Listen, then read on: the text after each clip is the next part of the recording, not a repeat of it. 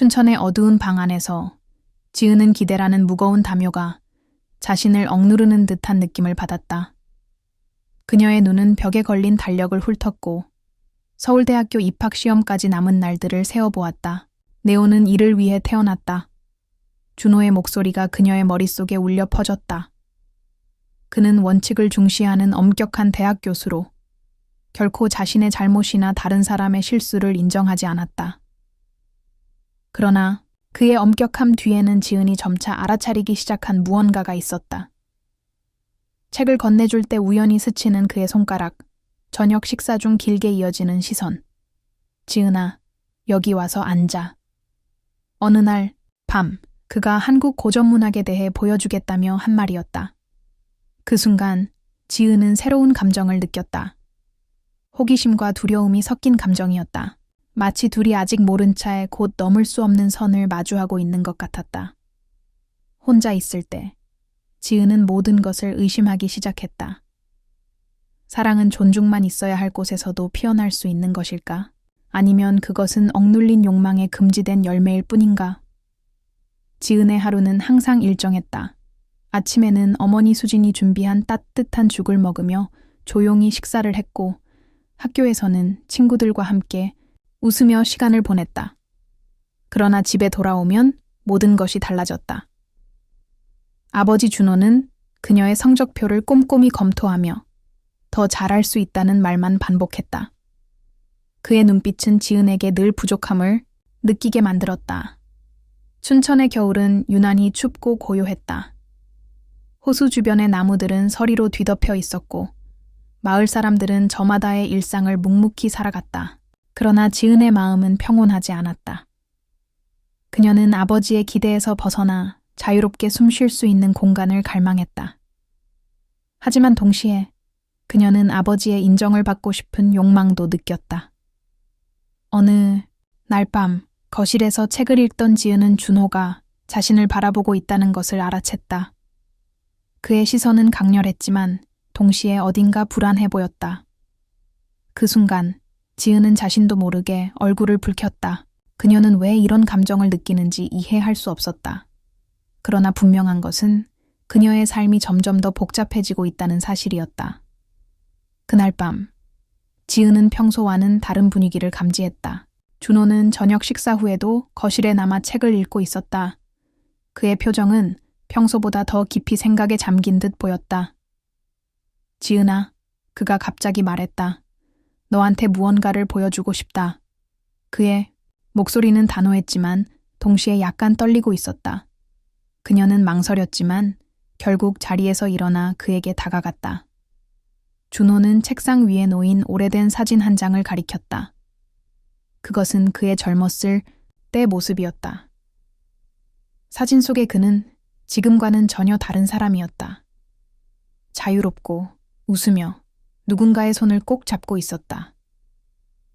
내 나이 때 그가 조용히 말했다.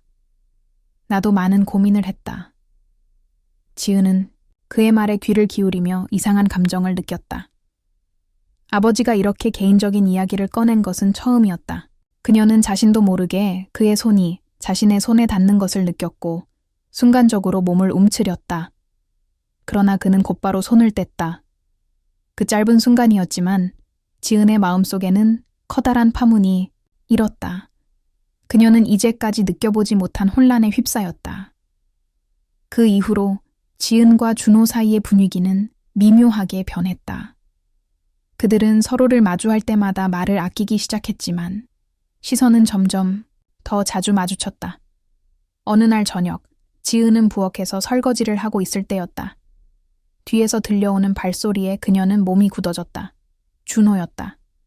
그는 아무 말도 하지 않았지만 그녀의 어깨 너머로 손을 뻗어 물컵을 집었다. 그의 손이 우연히 그녀의 팔을 스쳤고 그 순간 두 사람 모두 움직임을 멈췄다. 미안, 그가 낮게 중얼거렸다. 그러나 그의 목소리에는 사과의 느낌보다는 무언가 다른 감정이 담겨 있었다. 지은은 고개를 돌려 그를 바라보았다. 그의 눈빛은 복잡했다. 거기에 담긴 감정을 해석할 수 없었던 그녀는 당황하며 얼른 고개를 돌렸다. 밤이 깊어질수록 지은의 마음은 더욱 혼란스러워졌다. 그녀는 자신의 감정을 이해할 수 없었다. 왜 아버지를 이렇게 다르게 보게 되는 걸까? 그녀는 스스로에게 묻곤 했다. 동시에 그녀는 이런 생각조차 해서는 안 된다는 것을 알았다. 하지만 이미 그녀의 마음속에는 불씨가 피어오르고 있었다. 그리고 그 불씨는 점점 더 커져만 갔다. 춘천의 겨울은 더욱 매서워졌다. 어느 날 밤, 집 안은 고요했다. 지은은 책상 앞에 앉아 공부를 하고 있었지만 마음은 전혀 집중되지 않았다. 그녀는 문득 거실에서 들려오는 소리에 귀를 기울였다. 준호가 혼자 앉아 찻잔을 만지작거리고 있었다. 그녀는 자신도 모르게 자리에서 일어나 그에게 다가갔다. 왜 자지 않으세요? 그녀가 조심스럽게 물었다. 준호는 잠시 침묵하다가 내 생각이 많아서 라고 짧게 대답했다. 그의 말투에는 평소의 엄격함이 사라져 있었다. 지은은 순간적으로 가슴이 뛰었다. 그녀는 용기를 내어 그의 옆에 앉았다. 두 사람 사이에는 무거운 침묵이 흘렀다.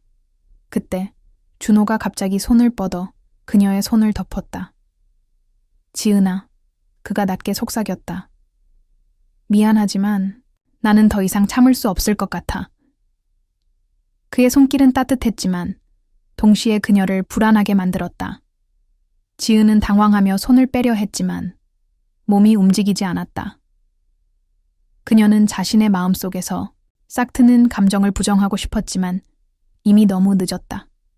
그녀는 눈을 감고 그 순간에 몸을 맡겼다. 그날 밤 시간은 마치 멈춘 듯 느껴졌다. 지은과 준호는 서로의 존재에 압도당한 채 침묵 속에서 앉아 있었다. 그러나 그 침묵은 곧 깨졌다. 준호가 천천히 몸을 돌려 그녀를 바라보았다. 지은아. 그의 목소리는 떨리고 있었지만 결연했다. 이건 잘못된 일이라는 걸 나도 알고 있다. 하지만 나는 너를 원해. 그 말은 지은의 마음을 혼란스럽게 만들었다. 그녀는 아버지의 말에 충격을 받았지만 동시에 자신의 내면에서도 비슷한 욕망이 솟아오르는 것을 느꼈다. 그녀는 아무 말도 하지 못한 채 그의 눈을 바라보았다. 준호는 조심스럽게 그녀의 얼굴을 감싸듯 손을 올렸다. 그의 손길은 부드러웠지만 그 안에는 억눌린 열정이 가득했다. 우리가 이렇게 되면 모든 것이 무너질 거야. 지은이 겨우 말했다. 그러나 그녀의 목소리에는 확신보다는 망설임이 가득했다. 준호는 대답 대신 그녀에게 더 가까이 다가갔다. 두 사람의 숨결이 섞였고 그들은 마침내 금기를 넘어섰다. 그 순간 지은은 자신이 더 이상 예전의 자신이 아니라는 것을 깨달았다. 그리고 그것은 돌이킬 수 없는 선택이었다. 다음 날 아침 지은은 자신의 방에서 깨어났다. 햇살이 창문을 통해 부드럽게 스며들었지만 그녀의 마음은 어두웠다. 전날 밤의 기억이 끊임없이 그녀를 괴롭혔다. 무엇을 한 거야? 그녀는 스스로에게 속삭였다. 그녀는 아버지 준호와 나눈 순간들이 혼란스럽고 두려웠지만 동시에 이상하게도 따뜻하게 느껴졌다. 그러나 현실은 차가웠다. 그녀는 자신이 가족과 사회의 모든 규범을 어겼다는 것을 알고 있었다. 준호 또한 평소와 달랐다. 그는 아침 식사 중에도 말이 없었고 수진이 던지는 질문에도 짧게만 대답했다. 수진은 무언가 이상함을 감지했지만 정확히 무엇인지는 알 수 없었다. 그녀는 조용히 지은을 바라보며 너 괜찮니? 라고 물었다. 지은은 고개를 끄덕였지만 그녀의 눈빛은 불안으로 가득 차 있었다. 그날 오후 지은은 집 근처 호수로 나가 혼자 시간을 보냈다.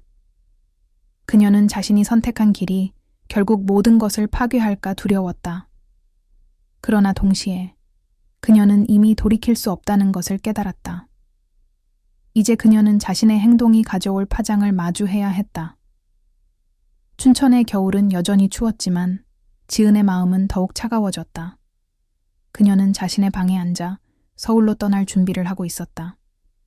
입학 허가서는 책상 위에 놓여 있었지만 그녀의 마음은 복잡했다. 이곳을 떠나면 모든 것이 해결될까? 그녀는 스스로에게 물었다. 그러나 답은 나오지 않았다. 준호는 거실에서 혼자 창밖을 바라보고 있었다.